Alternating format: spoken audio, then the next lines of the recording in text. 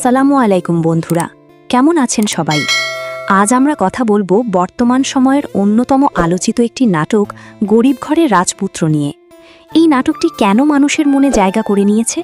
এর গল্পের টুইস্টগুলো কি সত্যিই যুক্তিযুক্ত ছিল, নাকি এটি কেবল আরেকটি গতানুগতিক সোশ্যাল ড্রামা? নাটকের নাম শুনলেই বোঝা যায় এটি শ্রেণী বৈষম্য এবং স্বপ্ন নিয়ে লেখা একটি গল্প।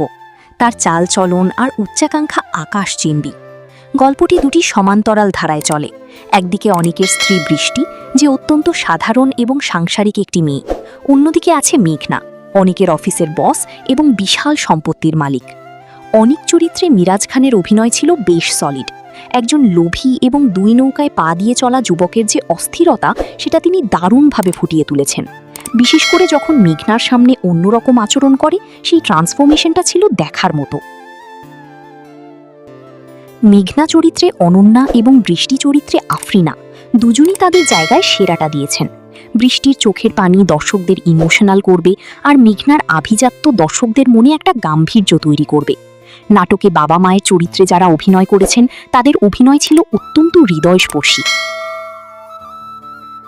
এই নাটকের সবচেয়ে বড় শক্তির জায়গা হলো এর মেসেজ বা বার্তা। গরিব হওয়াটা যে লজ্জার নয়, বরং মিথ্যা পরিচয় দিয়ে বড়লোক সাজাটা যে কতটা ঘৃণ্য, তা এখানে স্পষ্ট করা হয়েছে। বাবা মাকে অস্বীকার করে পাওয়া সফলতা যে আসলে কোনো সফলতাই নয়, সেই তিক্ত সত্যটা খুব সুন্দরভাবে দেখানো হয়েছে। নাটকের কিছু কিছু ডায়লগ বেশ পাওয়ারফুল ছিল, যা ইউটিউবে ক্লিপ হিসেবে ভাইরাল হওয়ার যোগ্য। প্রথমত, গল্পের কিছু অংশ বেশ প্রেডিক্টেবল ছিল। আমরা আগেই আন্দাজ করতে পারি যে অনেকের মিথ্যা ধরা পড়বে। দ্বিতীয়ত, রাতুল যখন 10 লক্ষ টাকা দিয়ে নেকলেস কিনে মেঘনাকে প্রপোজ করতে যায়, তখন তার সেই টাকা জোগাড় করার উৎসটা আরও একটু পরিষ্কার হলে ভালো হতো। ক্লাইম্যাক্সের কিছু দৃশ্য একটু বেশি নাটকীয় মনে হতে পারে, যা বাস্তব জীবনে খুব একটা ঘটে না। পরিশেষে বলা যায়, গরিব ঘরে রাজপুত্র কেবল একটি বিনোদনমূলক নাটক নয়, এটি আমাদের সমাজের আয়না। আপনি যদি ইমোশনাল ড্রামা এবং শিক্ষামূলক গল্প পছন্দ করেন, তবে এটি আপনার সময় নষ্ট করবে না।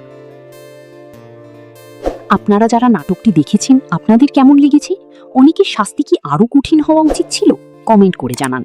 আর হ্যাঁ, ভিডিওটি ভালো লাগলে লাইক দিন এবং আমাদের চ্যানেলে নতুন হয়ে থাকলে সাবস্ক্রাইব করতে ভুলবেন না।